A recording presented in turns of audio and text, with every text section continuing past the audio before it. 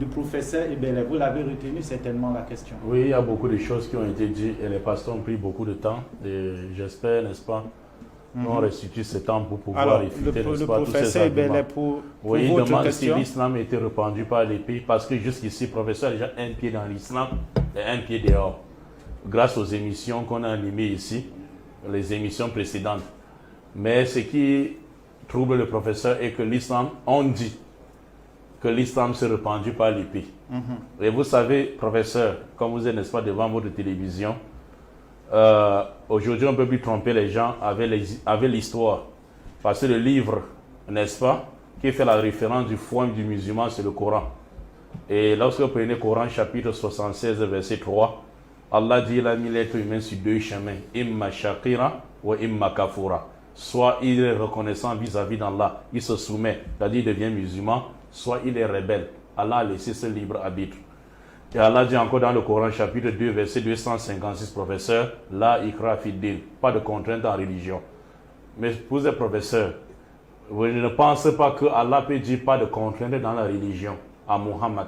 Et Muhammad va maintenant sortir l'épée pour tuer les gens. Pourtant, lui, mais en même temps, dit pas de contrainte dans la religion. Vous voyez qu'il y a une vérité qu'on a cachée aux gens.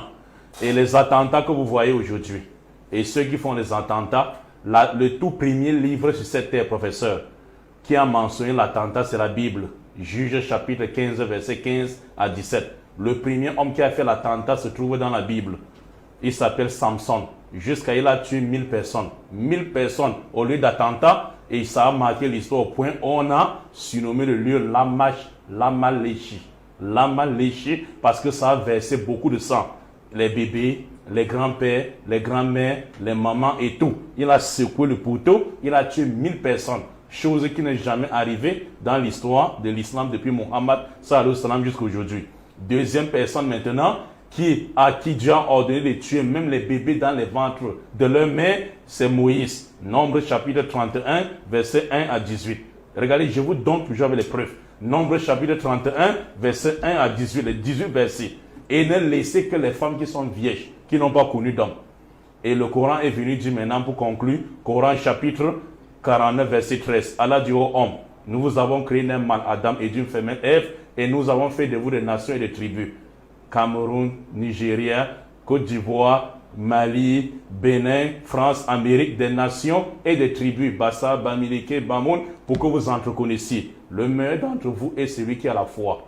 Le Coran dit, le meilleur parmi nous tous n'est pas celui qui a de l'argent, les comptes bancaires, ou bien celui qui est grand en corpulence, mais c'est celui qui a la foi. Également, alors que la Bible, contrairement à la Bible, qui dit dans 1 Timothée chapitre 1 Timothée chapitre 6, verset 1, Paul dit que tous ceux qui vivent dans l'esclavage, chacun d'eux doit regarder son maître comme digne de tout honneur, afin que le nom de Dieu et la doctrine ne soient pas blasphémés. Pour que le nom de Dieu ne soit pas blasphémé, il faut que celui qui vit, professeur, sur le joug de la servitude, regarde son maître comme digne de tout honneur. Et les prêtres catholiques et les pasteurs qui ont fait les commerces triangulaires se sont appuyés sur ce verset de 1 Timothée chapitre 6 verset 1 et les versets dans l'église Exode et Lévitique pour transformer, n'est-ce pas, les 15 000 millions, n'est-ce pas, de nos parents vers les cannes de sucre, les champs de canne à sucre en Amérique. Et Muhammad est venu, il a aboli l'esclavage.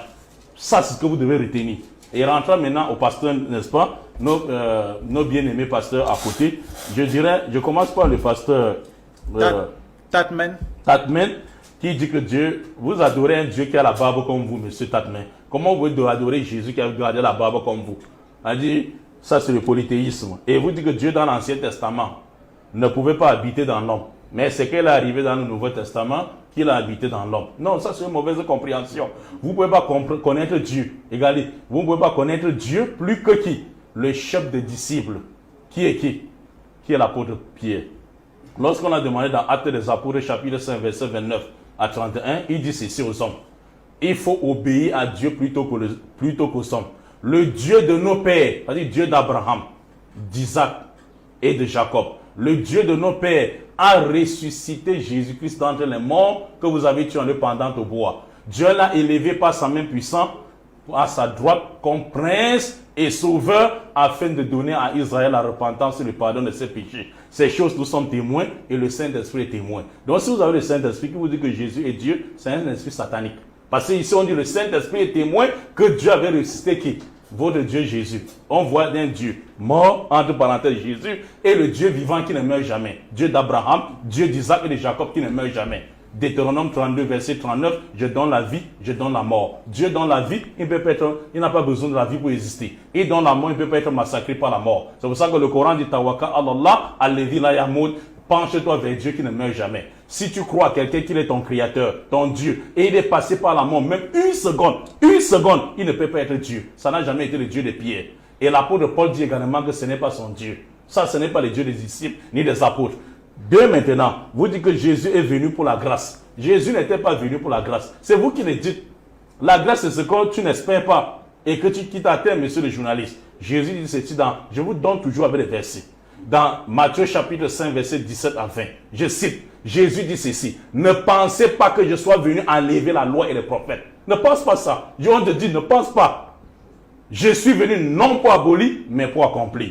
Aussi longtemps que les cieux et la terre existeront, il ne disparaîtra pas de la loi un seul trait de lettre ou un seul iota avant que tout cela ne soit accompli. Et si quelqu'un supprime un de ses plus petits commandements et enseigne aux gens de les supprimer, comme tu veux faire, il sera appelé petit dans le royaume des cieux. Je ne veux pas t'appeler petit.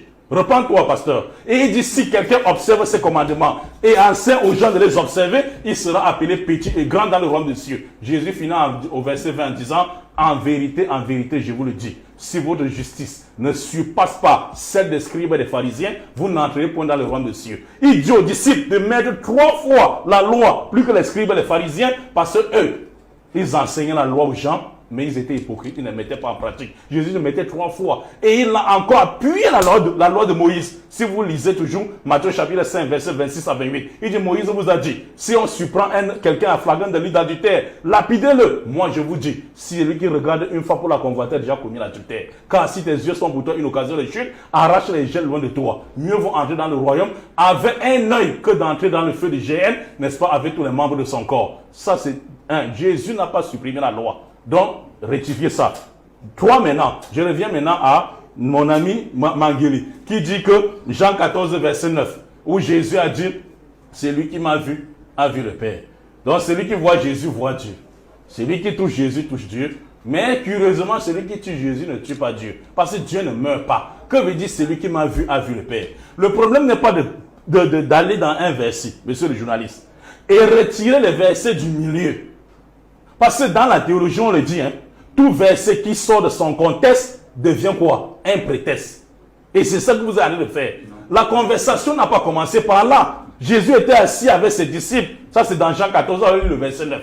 Le verset 1 dit, Jésus dit ceci à ses disciples, monsieur le journaliste, que votre cœur ne se trouble point. Croyez en Dieu et croyez en moi. 2 personnes distinctes. Si tu lisais le verset 1, tu ne pouvais jamais appeler Jésus Dieu au verset 9. Croyez en Dieu et croyez en moi. Il y a plusieurs places dans la demeure de mon Père. Si cela n'y était pas, je ne vous l'aurais pas, je vous l'aurais dit. Maintenant, je m'en vais vous préparer une seule place. Et quand je m'en serai allé, je reviendrai vous chercher. Afin que là où je sois, vous y soyez. Et il dit quoi maintenant? Vous en savez le chemin. Pour arriver où? À cette une place. C'est le problème du contexte. Et à ce temps, Philippe dit, non, on ne connaît pas le chemin. Montre-nous le chemin. Jésus dit, je suis le chemin, la vérité et la vie. Nul ne va au Père sans passer par moi. Comment peux-tu dire, montre-nous le chemin? Et il dit maintenant, et ce Père, vous le connaissez déjà et vous l'avez vu. En ce temps, ce disciple dit, ah, on l'a vu, mais montre-nous le Père et cela nous suffit. Jésus dit, celui qui m'a vu a vu le Père. Qu'est-ce que ça veut dire? Voir Jésus ne veut pas dire voir Dieu au sens de l'apercevoir. On ne voit pas Dieu. Jésus est la manifestation visible du Dieu invisible. Celui qui voit Jésus, c'est comme il a vu Dieu. Parce que l'ambassadeur de Dieu est là. Celui qui voit l'ambassadeur du Cameroun en France a vu son excellent Paul Biya, le gouvernement camerounais. Mais celui qui le tue n'a pas tué Biya. Il est installé à Yaoundé. Il est installé, c'est une métaphore. Et pour comprendre ça, je donne le verset 4, le verset 28, même chapitre. Et il dit ceci. Vous avez compris de ce que je vous ai dit que je vais au Père, au verset 1. Et il dit, si vous m'aimiez, vous vous réjouirez de ce que je vais au Père. Car le Père est plus grand que moi. Même chapitre, au verset 28. Le Père est plus grand que moi. On appelle ça le superlatif absolu. Il n'a pas dit le Père est comme moi, le Père est grand que moi, plus grand que moi. Ça, c'est le superlatif absolu. Ça, c'est un. Maintenant, vous dites, moi et le Père, nous sommes un. Vous mélangez les versets. C'est ça votre problème. Soyez, n'est-ce pas, cohérent. On va vous répondre aussi de façon cohérente, mon ami Magueli. Lorsque vous prenez Jean chapitre 10, c'est Jean chapitre 10, verset 30. Vous sortez encore, vous nous faites encore saisir le serpent du milieu, alors que la tête peut être morte. Le serpent du désert. Boum, directement. Donc il dit ceci, moi et le Père, nous sommes un. Jean 10, 30. Ça ne commence pas par là. Ça commence à partir du verset 22. C'était la fête des dédicaces, quand toi et moi on a parlé la fois passée, à nos cas. Jésus se promenait dans le temple sur le portique de Salomon. Les Juifs l'entouraient et lui dit, jusqu'à quand retiendras-tu notre idée en suspense? Si tu es le Christ, dis-le nous. Et s'ils ont dit que si tu es Dieu, dis-le nous, comme vous pensez. Mais si tu es le Christ, l'envoyé, le Messie de Dieu, dis-le nous. Jésus dit, je vous ai déjà dit, mais vous ne croyez pas. Jésus les avait dit où? Luc chapitre 4, verset 18 à 19. Quand il est rentré dans le temple de Nazareth, sa ville natale, pour la première fois, on lui donne le rouleau du livre d'Ésaïe 61, verset 1 à 3, qui parlait de lui. Roi Adonai Elohim Eléa. L'Esprit du Seigneur est sur moi. Il dit, cette prophétie que vous venez d'entendre, s'est accomplie aujourd'hui. Les Juifs l'ont jeté hors de la synagogue. Il dit, je vous ai déjà dit, mais vous ne croyez pas, parce que vous n'êtes pas de mes brebis. Mes brebis entendent mes paroles et me suivent. Je les donne la vie, et personne ne peut ôter entre mes mains. Et mon Père qui me les a donné, ces brebis, est plus grand que tous. Et personne ne peut ravir entre les mains de mon Père. Moi et le Père, nous sommes un. Quand il a dit ça, les Juifs, dans leur mauvaise compréhension comme vous, au verset 31, ramassaient de nouveau les cailloux pour le lapider. Jésus dit, hey, je vous ai fait voir beaucoup de bonnes œuvres venant de mon Père. Pour laquelle voulez-vous me lapider? Les Juifs disent, c'est pas pour une bonne œuvre qu'on veut te lapider. C'est parce que toi qui es un homme, tu te fais Dieu. Jésus dit, même si il dit, je suis Dieu, n'est-il pas écrit dans votre loi que vous êtes des dieux? Parce que Dieu a appelé beaucoup de gens des dieux. Il y a les anges qui ont été appelés des dieux dans la Bible. Dieu siège dans l'assemblée de Dieu. Somme 82, verset 6. C'est pourquoi l'apôtre Paul dit dans 1 Corinthiens 8, verset 5.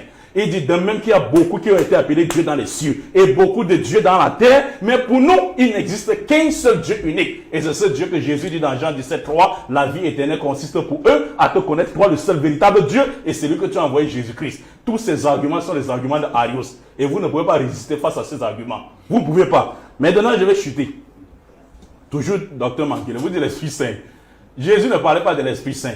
Si vous dites l'Esprit Saint, vous allez vous contredire de Jean 12, que le téléspectateur a posé. Jean chapitre 16, le verset 12, vous allez vous contredire au verset 7. Parce que si vous dites que c'est le Saint-Esprit, Jésus dit au verset 7 quoi? Cependant, il vous est avantageux que je m'en aille.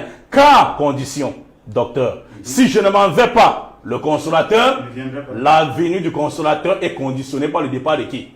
Jésus n'était-il pas porteur du Saint-Esprit? Il était porteur du Saint-Esprit. Si celui qui vient le Saint-Esprit, et Jésus était porteur du Saint-Esprit, quel Saint-Esprit doit venir quand le Saint-Esprit, Jésus va partir? Constipation psychique, court-circuit cérébral. Merci, Imam Mokhtar. En attendant, je vais épuiser les messages que j'ai. Monsieur dit à Imam, Jésus dans la Bible demande